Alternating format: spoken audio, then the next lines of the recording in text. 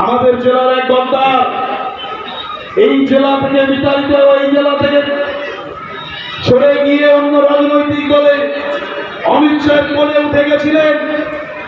সেদিন এই জেলায় অনেকে গোপনে গোপনে আঘাত রেখেছিলেন, পাঁচিলের ওপরে বসেছিলেন, কোন দিকে লাভ মারবো ঠিক নেই।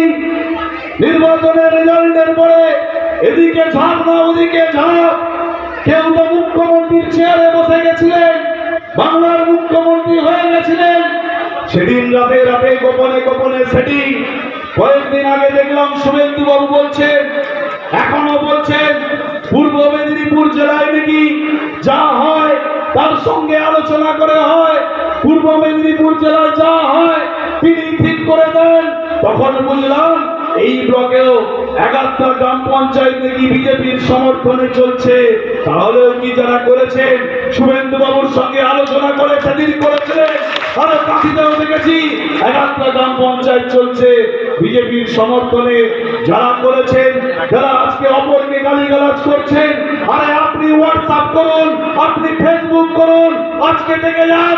মানুষের মুখটা আমাদের জন্য আছে, মানুষের হৃদয়টা তরুণ জনার জন্য আছে।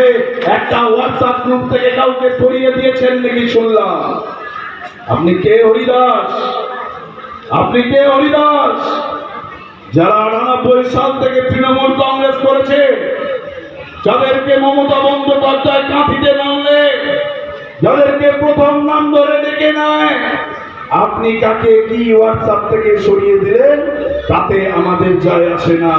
আমরা মানুষের সাথে আছি, মানুষের সাথে থাকবো।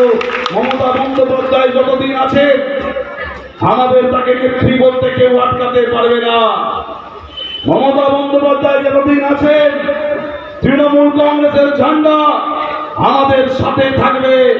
2020 সালে শুভেন্দু অধিকারী চলে যাওয়ার পরে এই জেলার এক প্রান্ত থেকে আরেক প্রান্ত তৃণমূল কংগ্রেসের কর্মীদের আস্থা জুগিয়েছিলাম আমরা।